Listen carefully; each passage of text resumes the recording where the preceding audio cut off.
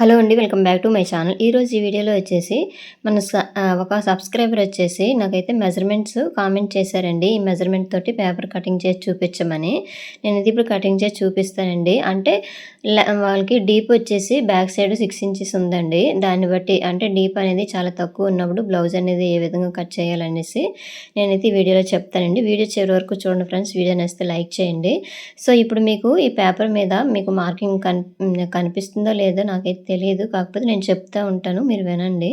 నేను డిస్‌ప్లే కూడా చేస్తానండి. అక్కడట మెజర్‌మెంట్ అనేది ఎంత లెంగ్త్‌లో తీసేసుకుంటున్నానని. సో ఇప్పుడు చూడండి, పేపరు ఇట్లా మడత పెట్టాం కదండీ. అంటే ఓపెన్స్ అనేవి ఎదురుగా ఉంచేసుకొని ఫోల్డింగ్ మన వైపు ఉంచేసుకున్నాం కదా. ఈ కిందని ఒక 1/2 ఇంచ్ అనేది మార్క్ చేశాను.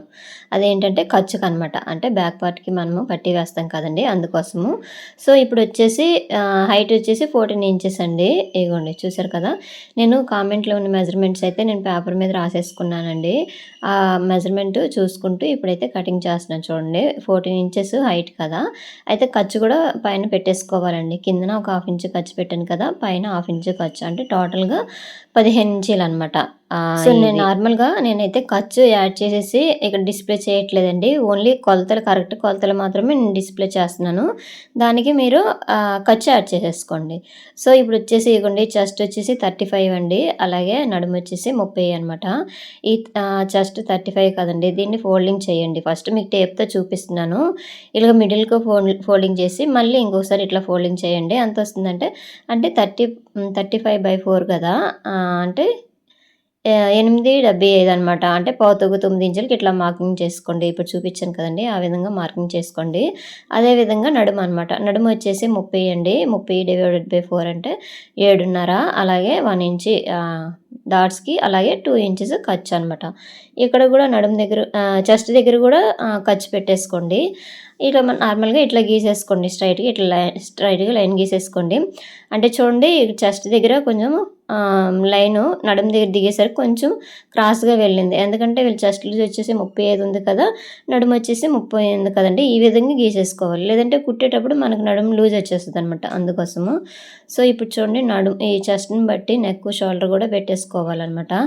వీళ్ళ నెక్ అనేది 6 ఇంచీలే ఉందండి. బ్యాక్ డీప్ వచ్చేసి 6 ఇంచీలు మాత్రమే. ఇగోండి పైనుంచి ఇట్లా 6కి అలాగే ఖర్చు యాడ్ చేసేసుకోండి. ఫస్ట్ 6 ఇంచులు పెట్టేసుకొని తర్వాత ఖర్చు యాడ్ చేసేసుకోండి. కుట్టేసరికి మనకైతే 6 ఇంచులు వచ్చేస్తదనమాట. ఇగోండి చూసారా. ఒకవేళ పైపింగ్ గానీ కుట్టామనుకోండి, ఇంకా అవసరం లేదు. ఇంకా యాడ్ చేయక్కర్లేదు. నార్మల్‌గా మనం హెమ్మింగ్ చేస్తాం కదా, అందుకోసం ఈ ఖర్చు అనేది యాడ్ చేసేసుకోవాలి. అయితే పైన 3 ఇంచులు పెట్టాం కదా, కిందన కూడా 3 ఇంచులు పెట్టేసుకోవాలి. అదే వెడల్పు అనమాట. మీకు చెప్తానులేండి. ఫస్ట్ అయితే అది పెట్టేసాం కదా, తర్వాత ఇక్కడ నెక్, షోల్డర్ కలిపి 6 ఇంచీలండి తీసేసుకోండి. ఇందులో నెక్ వచ్చేసి 3 ఇంచీలకి పెట్టండి. షోల్డర్ కూడా 3 ఇంచీలు పెట్టేసేయండి. సరే, ఎందుకంటే వీళ్ళు డీప్ అనేది చాలా తక్కువ ఉంది కదా వెనకది. వీళ్ళకి మరి పట్టేయకుండా ఉండాలన్నమాట. ఫ్రీగా ఉండాలంటే నెక్, షోల్డరు ఫ్రీగా ఉండాలంటే 3 ఇంచీలు ఖచ్చితంగా తీసుకోవాలండి.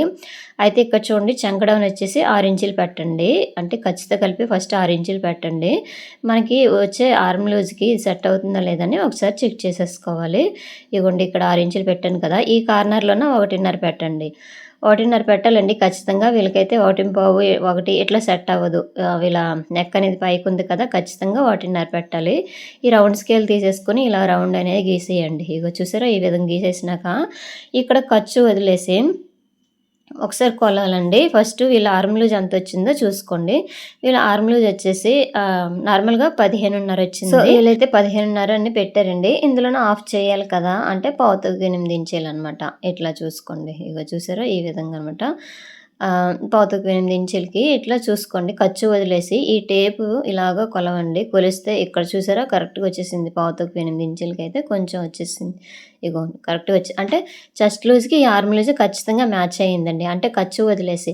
ఖర్చుతోనైతే 6 ఇంచీలు చంక డౌన్ పెట్టానండి. ఖర్చు కాకుండా అయితే 5.5 ఇంచులు పెడితే వీళ్ళకి సెట్ అవుతుంది. వీళ్ళ ఆర్మ్ లూజ్ వచ్చేసి పావుతగ్గు 8 ఉంది కదా, వీళ్ళ చెస్ట్ లూజ్ వచ్చేసి 35 ఉంది కదండీ, దానికి మ్యాచ్ అయ్యేటట్టుగా చూసేసుకోండి. సో ఇక్కడ చూడండి, నెక్ వచ్చేసి 3 ఇంచులు కదండీ, అదే 3 ఇంచులు కిందకి పెట్టేసుకొని ఇట్లా ఫస్ట్ ఇలా షేప్ గీసేసేయండి. ఇట్లా స్ట్రెయిట్‌గా లైన్ గీసేసుకొని తర్వాత ఇందులోనే రౌండ్ ఇచ్చేసుకోండి. లేదు ఈ రౌండ్ ఇంకా కొంచెం ఎక్కువ కావాలి అంటే పైన 3 ఇంచులు పెట్టినప్పుడు ఈ కిందన 3.5 పెట్టేసి మనం ఇంకా రౌండ్ అనేది కొంచెం ఎక్కువ ఇచ్చేసుకోవడమే అనమాట. ఇంకేం కాదండి. అయితే ఇక్కడ నెక్ అనేది వెడల్పు తక్కువ ఉందనుకోండి, అంటే డీప్ ఎక్కువ ఉన్నప్పుడు నెక్ అయితే కొంచెం తక్కువే వస్తదండి. సో, ఇక్కడ చూడండి మనం కుట్టేసరికి ఈ విధంగా వస్తదనమాట. సరిపోద్దనమాట. సో, మనకైతే అక్కడ సబ్స్క్రైబర్ ఇచ్చిన కొలతల మేరకైతే నేనైతే ఈ బాడీ కటింగ్ అనేది చేస్తున్నానండి. ఈ బ్యాక్ పార్ట్ ఫస్ట్ అయితే కటింగ్ చేశాను. తర్వాత ఇక్కడట ఈ విధంగా డాట్స్ పెట్టేసుకోండి. ఈ డాట్ మినిమమ్ 4.5 ఇంచులు ఇట్లా పెట్టండి. 4.5 ఇంచులు పెడితే గాని సెట్ అవ్వదనమాట. మరీ చిన్న చిన్న డాట్స్ అయితే వేయకూడదు. హైట్ అంటే బ్లౌజ్ హైట్‌ని కూడా పెట్టేసుకోవచ్చు. వీళ్ళకి 4.5 పెడితే సరిపోద్దనమాట.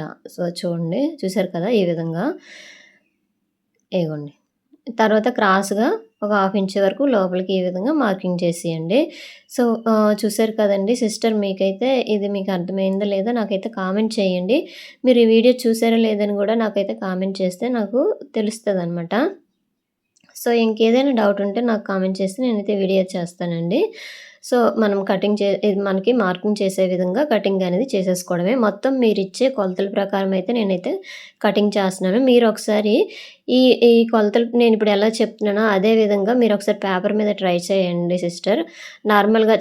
నార్మల్ బ్లౌజ్ మీద ఒకసారి కుట్టండి. కుడితే సెట్ అయిందా లేదని ఒకసారి చూసి నాకైతే కామెంట్ చేయండి తెలుస్తది. సో, చూసారు కదా! బ్యాక్ పార్ట్ అనమాట. హైట్ చూసారా బ్యాక్ వచ్చేసి 6 ఇంచీలే ఉందండి. అలాంటప్పుడు చంక పట్టేయకుండా ఉండాలంటే చంక దగ్గర రౌండ్ దగ్గర 1.5 ఇంచు ఖచ్చితంగా ఉండాలనమాట. కరెక్ట్‌గా మళ్ళీ మనకి ఈ వీళ్ళకి చెస్ట్ లూజ్‌కి, ఆర్మ్ లూజ్‌కి సెట్ అయిందా లేదని కూడా చూసుకోవాలి. ఇగో చూసారా ఈ విధంగా అనమాట. ఈ చెస్ట్ లూజ్‌కి, ఈ ఆర్మ్ లూజ్ 2 సెట్ అయితేనే వాళ్ళకనేది ఫిట్టింగ్ అనేది కుదురుతది. లేదంటే పట్టేస్తది. భుజాలనేవి జారిపోతాయనమాట. నెక్ చూసారా 3 ఇంచులు ఖచ్చితంగా పెట్టాలి. వీళ్ళు నెక్ పైకున్నోళ్ళకైతే నెక్, షోల్డర్ కలిపి ఖచ్చితంగా 6 ఇంచులు తీసేసుకోవడమే. ఇప్పుడు హ్యాండ్ కటింగ్ చేస్తున్నాను చూడండి. హ్యాండ్ వచ్చేసి కిందనే ఒక స్కేల్ అంత వెడల్పుతో ఖర్చు ఉంచేసాను. ఒకవేళ హెమ్మింగ్ చేస్తే ఆ విధంగా ఉంచేయండి. ఈ హైట్ వచ్చేసి హ్యాండ్ హైట్ వచ్చేసి 8.5 ఇంచీలండి. ఇగోండి. తర్వాత ఖర్చు కూడా యాడ్ చేసేసుకోండి. వీళ్ళు 8.5 ఇంచీలు హైట్ మీద కట్ చేసి చూపించమన్నారు. ఖర్చు కూడా యాడ్ చేసుకోవాలండి. తర్వాత వచ్చేసి చూడండి, ఈ చంకడం వచ్చేసి 3.5 ఇంచులు పెట్టండి. ఇగోండి చూసారా ఇలాగ చంకడం వచ్చేసి 3.5 ఇంచులు పెడితే వీళ్ళకి సరిపోతుందనమాట. ఇగోండి ఈ విధంగా అనమాట. చూసుకోండి. ఇక్కడ 3.5 వచ్చినప్పుడు ఆ స్టార్టింగ్‌లో కూడా 3.5 పెట్టేసి ఒకసారి స్ట్రెయిట్‌గా లైన్ గీసేయండి. లూజ్ వచ్చేసి ఇదిగోండి పావుతక్కువ 6 ఇంచీలు ఇట్లా పెట్టేసుకోండి. ఫోల్డింగ్ మీద పావుతక్కువ 6 ఇంచీలండి చూసుకోండి. ఫోల్డింగ్ మీద పావుతక్కువ 6 ఖర్చు యాడ్ చేసుకోండి. క్రాస్‌గా ఇలాగా పావుతక్కువ 8 ఇంచీలు ఇందాక వచ్చింది కదండీ చంక రౌండు, ఇట్లా పెట్టేసుకోవాలనమాట. ఇక్కడ నుంచి ఇలా క్రాస్‌గా 8 ఇలా పెట్టేసుకొని ఇక్కడ నుంచి ఇట్లా పెట్టేసుకోండి. ఇగోండి ఇట్లా లైన్ గీసేసుకోండి ఖర్చు. తర్వాత వచ్చేసి ఇగోండి ఇక్కడట 2 ఇంచులకి ఇలాగా కొంచెం మార్క్ ఇవ్వండి. 2 ఇంచులకి ఇచ్చేసాక ఈ కర్వ్ స్కేల్ తీసేసుకొని ఇట్లా ప్లేస్ చేయండి. చూడండి పైన లైన్‌కి టచ్ అవ్వాలండి. లైన్ టచ్ అయ్యి మిడిల్‌లో ఇలాగా ఉంచేసి మళ్ళీ స్కేల్ అనేది ఇట్లా తిప్పండి. ఇగోండి ఈ విధంగా.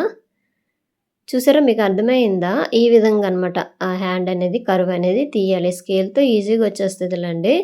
ఇగోండి చూసారా పైన ఖర్చు ఉంది కదా! ఆ ఖర్చు నుంచి ఇలా తీస్తే మనం కుట్టేసరికి సరిపోద్దనమాట. సో, ఇప్పుడు మార్కింగ్ చేసే విధంగా హ్యాండ్ అనేది కటింగ్ అనేది చేసేయండి. సో, చూసారా మీకు ఇంకా డౌట్ ఉంటే ఏం చేస్తారంటే ఆ కర్వ్‌లా తీసాం కదండీ! అక్కడ పావుతక్కువ 8 ఇంచీలు ఉందా లేదా అని ఒకసారి కొలుచుకోండి. కొలిస్తే ఆ విధంగా కూడా మీకు అర్థమైపోద్దనమాట. సో, ఇక్కడ ఒక చిన్న కట్స్ పెట్టేసుకోండి. నెక్స్ట్ వచ్చేసి ఇలా ఓపెన్ చేయండి. ఇలా ఓపెన్ చేసి ఇక్కడట చిన్న కట్ పెట్టేసాం కదా! ఇక్కడ నుంచి 1 ఇంచీకి ఇట్లా మార్క్ చేయండి. 1 ఇంచీకి మార్క్ చేసేసి ఇది లో కటింగ్ అనమాట. మళ్ళీ ఇక్కడ నుంచి ఒక 1 ఇంచీకి ముందుకి ఇట్లా కొంచెం మార్క్ చేసేసి ఈ రెండిటికి మిడిల్‌లోన ఒక 30 ఇంచు వరకు క్లాత్ అనేది మనము ఇప్పుడు లోతు కింద తీయాలనమాట. ఇగ చూసారా ఒక 30 ఇంచుకి ఇట్లా లోతు అనేది తీసేయాలి. చూడండి ఎస్ షేప్‌లో వచ్చేటట్టుగా ఇలాగా గీసేసుకోండి. ఇగోండి పైనుంచి ఇలాగా. స్కేల్ మీరు యూజ్ చేయండి బావుంటది. లేదంటే ఒక దగ్గర ఎక్కువ తక్కువ వచ్చేస్తాయి. మనం నార్మల్‌గా ఫ్రీ హ్యాండ్‌తో గీసిస్తే అంటే కొత్త వారికైతే బాగా ఉపయోగపడుతదండి. నార్మల్‌గా తెలిసినోళ్ళకైతే ఏం కాదు. ఇలాగ తీసేస్తారనమాట. సో, చూసారా? ఇక్కడ చూడండి ఈ చివర కొంచెం ఇలాగ చిన్న క్లాత్ ఇలాగ ఉంచేసుకొని ఇలా తీయాలి. ఒకే దగ్గర తీసేయకూడదు. ఇగోండి ఈ పీస్ వచ్చేస్తే సరిపోద్ది. ఇక్కడ చిన్న కట్ పెట్టేయండి. నేను పేపర్ మీద కట్ చేస్తున్నానండి. అదే నార్మల్ బ్లౌజ్ అనుకో 2 హ్యాండ్స్ వస్తాయన్నమాట. నేను నార్మల్ పేపరే కాబట్టి ఒక హ్యాండ్‌కి మాత్రమే కటింగ్ చేసి చూపిస్తున్నాను. సో, ఇప్పుడొచ్చేసి ఫ్రంట్ పార్ట్ కటింగ్ అండి. ఈ ఫ్రంట్ పార్ట్‌కొచ్చేసి ఇగోండి పేపర్ మీద కట్ చేస్తున్నాను కదా! నేను పేపర్ మీద స్ట్రెయిట్‌గా కట్ చేస్తానండి. మీరు ఒకవేళ పేపర్ మీద కట్ చేస్తే నార్మల్ బ్లౌజ్ మీద పెట్టాలంటే క్రాస్‌గా పెట్టేసుకోండి. ఇందాక చూపిచ్చాను కదా! అప్పుడు క్లాత్‌ని క్రాస్‌గా కాదు, ఈ బ్యాక్ పార్ట్ అనేది క్రాస్‌గా తిప్పేసి అప్పుడు మార్కింగ్ అనేది చేసేసుకోండి. నేనిప్పుడు పేపర్ మీద కాబట్టి నార్మల్‌గా ఇలా స్ట్రెయిట్‌గా మీకు మార్కింగ్ చేసి చూపిస్తున్నాను. ఇగో చూసారా? ఫస్ట్ అయితే బ్యాక్ పార్ట్ ఏ విధంగా ఉందో అదే విధంగా మార్కింగ్ అనేది చేసేయండి. సో, ఫ్రెండ్స్ మీకైతే పేపరు మీద ఈ లైన్ అనేవి కనిపిస్తుందో లేదో తెలీదు. కాకపోతే ఇలా నేను గీసినాను కదండీ! దీన్ని బట్టి మీరు చూసుకోండి. చూస్తే మీకు బాగా అర్థమవుతది. సో, ఫ్రంట్ నెక్ వచ్చేసి వీళ్ళకి 6:30 అని ఇచ్చారండి. ఇగోండి చూసారా? ఈ విధంగా 6:30 అనేది నేనైతే మార్కింగ్ అనేది చేస్తున్నాను చూడండి.